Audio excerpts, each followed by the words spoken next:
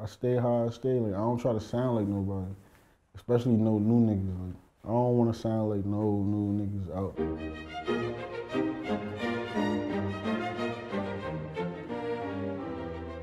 I got the name after the liquor. It just was a day, like, I was just on the block. I used to go by Q to Don. It was Q to Don before Don Q. I ain't really, Q to Don was kind of basic to me. Like, everybody was the Don, something the Don. I'm like, I don't want to have that because everybody was the Don. My man just came from the liquor store and he told me, he said, I just seen a bottle named Don Q. It sounded like you. It sounded like a name you would make.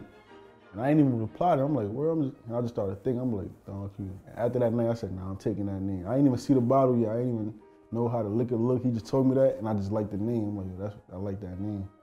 And I just ran with it. And then I seen the liquor. I started drinking the liquor.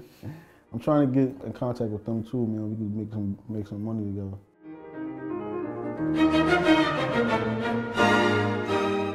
I'm more like the old niggas, but with a new wave to it. You know, a lot of people like a lot of people like stuck in the '90s, like, oh, bring the '90s back. It's like you can't be stuck in the '90s. You can't be stuck in the past. You could rap, like, there's nothing wrong with lyrics and shit, but sauce it up, like hit some of them hard beats that people want to hear in the streets and shit like that. Like, don't just be stuck on the past. I got a lot of shit coming. Me and A Boogie gonna drop a tape, probably summer. I'm about to drop this track with Rowdy Rebel, Free GS9. It's called Free the 9. It's gonna go crazy for the whole summer. I promise you that we gonna go crazy. It's something that Rowdy had already. I spoke to him like last month. He was trying to reach out to me. He reached out and shit. I gave him, he got Instagram still, so somebody be controlling his Instagram. And they wrote me, I sent my number, he called me and shit. He said he had something, he sent it over, I did it. It's about to really get crazy now. I was rapping a lot in the hood. Like, I was known for a nigga that just rapped in the hood a lot. Like, everybody knew, like, he had bars. But I wasn't really big, just like making music. I was like, come outside, let me hear something, spit something real quick. Or if somebody else was there, I battle somebody or something. Like, it was big on battles, like, especially in the Bronx and like in the New York, like Bronx, Harlem and shit like that. Like, battle rap was like real big in the street. Like, you had to be ready anytime. There was no setup, house parties, block parties, anywhere. You had to just be ready, have your shit ready. And I come from that. That's why I really started getting my confidence at just battling in the streets before anything, before I even was making songs and shit. Like, just battling, and then when you realize you can make people that you don't know like react to your shit that in a good way, it give you confidence to keep going. Like, and that's where it just started at. We went to a party. I'm not even thinking that it's gonna happen like after the party. It's a party, so I'm like, all right, we party. After the party, it's like 100, 200 people. We walking down the strip. He introduced me to him, like, yo, this my man right here, this Don. Not even start, we walking. He like, yo, let me hear something. While we walking down the street, he started rapping down the strip. I started rapping, then we just stopped. The circle come, everybody surround us. So it's just like a big spot, like now it's like, all right, it's time now. We battled like 5 rounds maybe.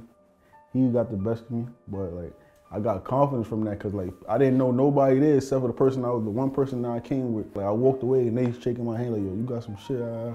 I didn't even care that I lost. It just was bigger that people liked what I was doing. Like, I knew him before, when we still was in the hood, like, when he was putting out them songs on SoundCloud, like, he had a big SoundCloud following. Like, he was getting a lot of listens on SoundCloud. That's where it started from. He got his buzz from SoundCloud and Facebook. Like, he just had it on Smash, SoundCloud. Every time he put something out, it just would go crazy on SoundCloud. So everybody knew something was gonna happen. And then it just took over, it was over. It means a lot to the Bronx, because like now everybody in the Bronx is rapping now, like it's good. A lot of people trying to really do their thing in the Bronx. I like to see that, you know. I ain't a hater, I want to see niggas in the Bronx make it. I don't want to be the only nigga that's from the Bronx right now that's live. Niggas try to follow your footsteps. Don't try to follow a nigga. We created our own path. Create your own path. Like, don't try to, all right, they did this, we gonna do that. It might not work for you like that. We gonna show love when you get there, like get there yourself, like how we got here. Like, we ain't gonna drag you along or you just following what we doing and shit. Like, that shit is corny. I be seeing niggas do that, that shit is corny. I don't know if you know about URL, Smack DVDs, you know about the Smack? So now it's like they give you like 4 months in advance. Like they tell you, yo, you're gonna battle him 4 months from now. So it's way different now. Like you could write for him, you could look him up on YouTube, study them. Before you just come outside, anything could happen. Like you just see somebody and they be like, yo, he rap. He rap. All right, y'all battle right now. You don't know him from nowhere. You don't know nothing about him. You gotta just have your shit ready. So it's kind of different now. But before it was tough because you had to be ready. You had to have a lot of raps in your head ready. You can't stumble. It was rap till you finish rap. You don't got no more raps. He ain't got no more raps. And that's the winner right there. Or till the crowd say it's over. He just said the craziest shit I just heard is over. They don't want to hear you no more. Then you lost. That's how it was. Now it's, what, 3 rounds and then it's over.